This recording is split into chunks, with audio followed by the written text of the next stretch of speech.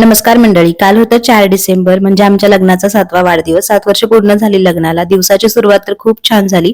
आम्ही स्वामींच्या आशीर्वादानं दिवसाची सुरुवात केली आणि नंतर येता येता रिटर्न मग आम्ही इथं गेलो होतो शिरगावला. शिरगावमध्ये जे प्रति शिर्डी आहे तिकडे. इथे आतमध्ये एंटर केलं, पायावर पाणी घेतलं. त्यानंतर तुम्ही बघू शकता परिसर किती सुंदर आहे.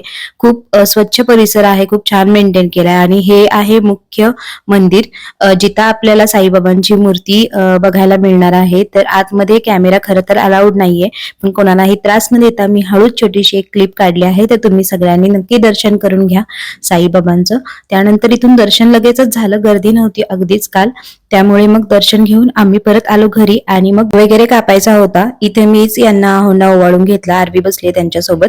आम्ही खरं तर तिघेच जण आहोत यावेळेस पुण्यात. खूप आठवण येते घरच्यांची. यावेळेस जाता पण आलं नाही आणि कोणाला येताही आलं नाही, प्रत्येकाला ज्याची त्याची कामं असतात. मग असं ठरलं की मी यांना ओवाळणार, हे मला ओवाळतील आणि नंतर आरवी आम्हाला दोघांना ओवाळणार. म्हणून मग मी इथे यांना ओवाळून घेतलं. ते म्हणत होते अगं लाडू अजून जरा चार, अजून जरा चार. मी थोडासा चारला होता. प्रसादाचे लाडू जे मिळतात ना शिरगावला, ते आम्ही घेऊन आलो होतो आणि तेच स्वीट मध्ये मी त्यांना भरवलं. नंतर त्यांनी मला ओवाळून घेतलं. ते विचारत होते आधी काय करायचं, हे कसं करायचं, ते कसं करायचं, तसं विचारत विचारत त्यांनी मला ओवाळून घेतलं. त्यांना सांगत होते हळदी कुंकू लावून घ्या, अक्षता टाका थोड्याशा, नंतर मग सुपारी सोनं डोळ्याला लावायचं, हे सगळं सांगत होते. तशा पद्धतीने त्यांनी पण मला ओवाळून घेतलं. त्यानंतर मग आरवीच्या लक्षात आलं की तिने आम्हाला ना दोघांना एक एक जे फलेरेचो चॉकलेट्स असतात ना स्ट्रॉबेरीचे, ते गिफ्ट म्हणून दिले होते. ते ती म्हणाली की केकवर लावायचे. ती घेऊन आली इथं ते, तर केकवर आम्ही लावले त्यांना. नंतर आता बारी होती आरवीची. मग आरवीने आम्हाला दोघांना ओवाळायला घेतलं. मी ती हळूहळू ओवाळत होती, लहानच आहे अजून, तिच्या हातातून ताट पडायला नको म्हणून आम्ही ताट पकडत होतो. तिचं चालू होतं मध्ये मध्ये एक एक स्टेप करत होती विचारून विचारून, आई आधी काय करायचं, नंतर काय करायचं. मग त्या हिशोबाने तिला जमेल तसं इथं मला यांना दोघांनाही ओवाळत होती.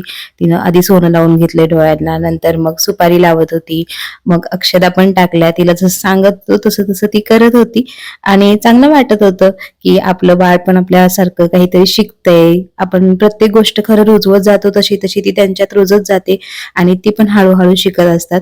नंतर तिनं छान ओवाळून घेतलं. नंतर तिला मी सांगितलं देवाच्या समोर ताट ठेवून दे, ताट ठेवून दिलं आणि त्यानंतर आम्ही मग केक कटिंग करायला सुरुवात केली.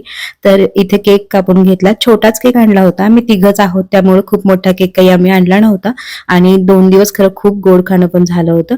तर चॉकलेट केक माझा आणि आरवीचा फेवरेट आहे म्हणून चॉकलेट केक आणला होता यावेळेस.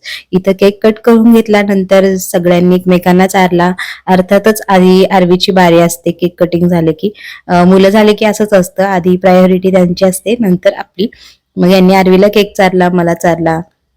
नंतर मग मी पण आरवीला केक चारला आणि यांना पण केक चारला.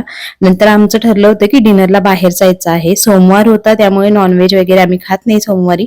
मी यांना म्हणत होते घरीच काहीतरी बनवते, तर ते म्हणाले नाही नाही सोमवार आहे, व्हेजचा काय खास एवढा बेत होणार, त्यापेक्षा उद्या स्पेशल काहीतरी कर.